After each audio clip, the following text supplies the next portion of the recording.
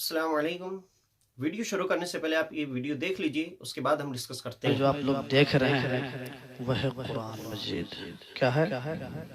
हम लोग शान हुजूर शेर नेपाल में तशरीफ फरमा है।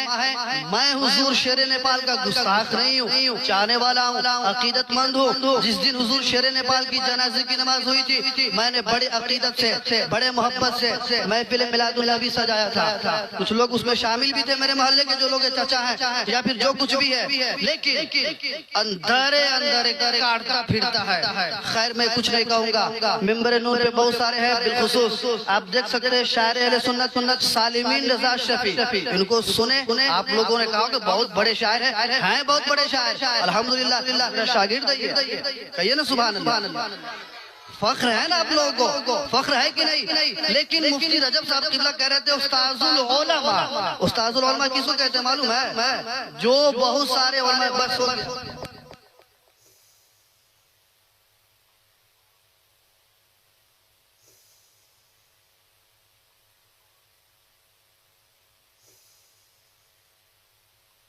देखिए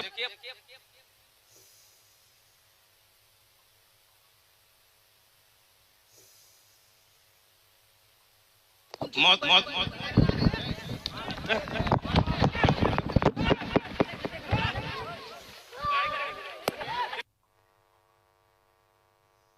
तो ये वीडियो आपने देख लिया। इस वीडियो के अंदर आप देख सकते हैं कि ये नेपाल का वीडियो है। इस वीडियो के अंदर ये दस्तारबंदी का प्रोग्राम है। आप जैसा कि जानते हैं किसी मदरसे के अंदर कोई प्रोग्राम होता है या इज्तिमात वगैरह होते हैं, जलसे जुलूस होते हैं, कॉन्फ्रेंसेस वगैरह होती हैं, तो अवाम बड़े पैमाने के ऊपर इंतजामात करती है, मुकर्रर की तारीख लेती है, नात ख़्वाह की तारीख लेती है, उसके बाद उनके आने जाने का किराया वगैरह देती है, उसके बाद उनको नजराना भी देती है, साथ में रहने सहने का इंतज़ाम भी बहुत बढ़िया तरीके से करती है और उसका बदला हम इस तरीके से अवाम को दे रहे हैं। पब्लिक का इन्विटेशन मिलने के बाद में उलमा का, मुकर्रिर का, नात ख़्वाह का काम ये है कि स्टेज पर आने के बाद वो अवाम को अच्छे से अच्छे मैसेज दें, अवाम को वो कुछ ना कुछ सिखाए।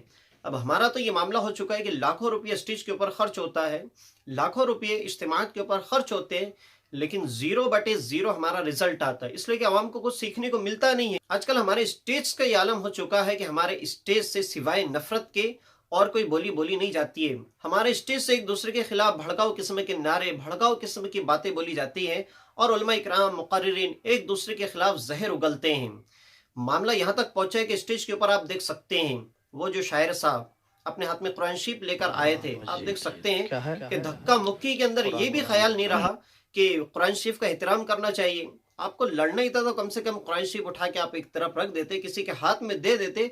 आप देख सकते हैं किस तरीके से धक्का बुक्की करके उस शख्स के हाथ में कुरान शरीफ है, उसको धक्का देके मालूम नहीं कहाँ गिरा दिया गया, और कुरान शरीफ भी माज़ल्लाह रब्बिल आलमीन कहाँ गिरा होगा उसका भी हम अंदाजा नहीं कर सकते हैं। तो ये कुरान शरीफ की बेहरमती स्टेज के ऊपर की जाती है। जो कुरान शरीफ की अहमियत और अफादियत की बात करते हैं, लोगों को एहतराम करने की तलकीन करते हैं, उनका आलम देखिए। जो लोग कुरान शरीफ के एहतराम के ऊपर बात करते हैं, कुरान की अजमत के ऊपर बात करते हैं, वो कुरान शरीफ की बेहरमती का सबब बन रहे हैं। ये आलम हो चुका है हमारे स्टेज का, और हमारे स्टेज का यही आलम नहीं है।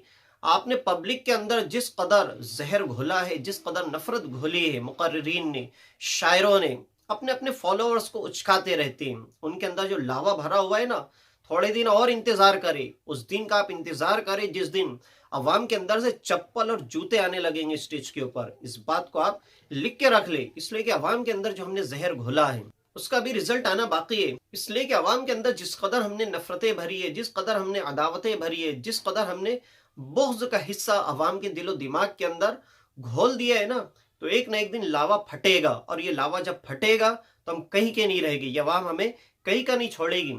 इसकी वजह यह है कि उलमा इकराम, मुकर्रिरीन जब भी स्टेज के ऊपर आते हैं तो एक दूसरे के खिलाफ बयानात करके जाते हैं।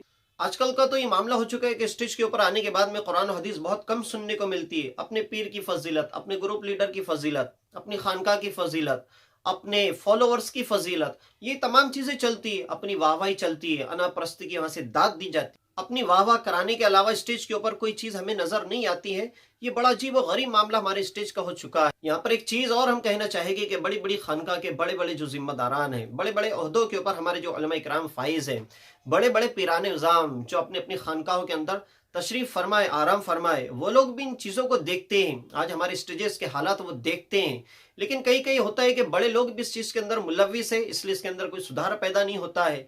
लेकिन वो बड़े हजरात जो ऐसे तमाशों को देखने के बावजूद अपनी जुबानों को बंद रखते हैं, तो बताइए आपकी जुबानों को बंद रखने से ये तमाम मामला हल हो जाएंगे।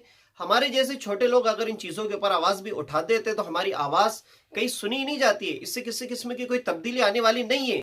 तो जो जिम्मेदारान उलमा इकराम है, जिम्मेदारान पीराने पीर है, उनकी जिम्मेदारी बनती है कि अपनी जुबान को वो जुम्बिश दें और अपने फॉलोवर्स को, अपने मुरीदीन को चंद नसीहत कलमात अगर वो कहते हैं तो ये जो बस से बदतर हालात हमारे होते जा रहे हैं, इसके अंदर कुछ सुधार तो पैदा हो सकता है। तो ये हम उनसे गुजारिश ही कर सकते हैं, इसलिए कि हम तो छोटे लोग हैं, हम इतनी बड़ी बातें भी नहीं कर सकते हैं, और बहुत सारे जो बड़े लोग होते हैं वहां तक तो रसाई भी नामुमकिन होती है, इसलिए कि कई वसीले लेकर वहां तक पहुंचना होता है। उनकी तबीयत के मुताबिक अगर आप बात करते हैं तो वो सुनते हैं, लेकिन अगर उनकी तबीयत के खिलाफ अगर आप बात कर देते हैं तो आपके ऊपर फिर गुस्ताखे उलमा का फतवा सादिर हो जाता है, आपके ऊपर बेअदबी का फतवा लागू हो जाता है। तो ये सब हालात है।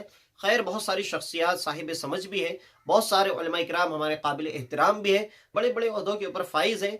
उन्होंने अपनी जुबान को जुम्बिश देना चाहिए, अपने फॉलोअर्स को, अपने मुरीदीन को चंद नसीहत आमोज कलमात के अंदर नसीहत करनी चाहिए, इसलिए कि जब वो अपनी जुबान को जुम्बिश देंगे, उनके चंद जुमले वो काम कर जाएंगे जो हमारे जैसे लोग सालों गिनती नहीं कर सकते हैं, क्योंकि उनकी लोग बातें सुनते भी हैं और समझते भी हैं और उसके ऊपर वो अमल पैरा भी होते हैं।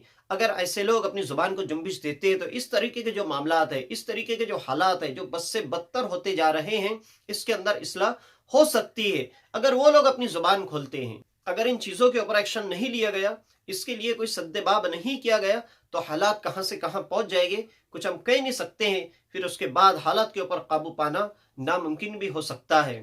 खैर, आज के इस वीडियो के अंदर इतना ही। इन मामलात के अंदर आपकी राय क्या है हमारे कमेंट बॉक्स के अंदर कमेंट करके जरूर बताएं। हमारे चैनल को सब्सक्राइब करें, लाइक करें और हमारे इस वीडियो को ज्यादा से ज्यादा शेयर करें। मिलते हैं नेक्स्ट वीडियो के अंदर। अस्सलाम वालेकुम।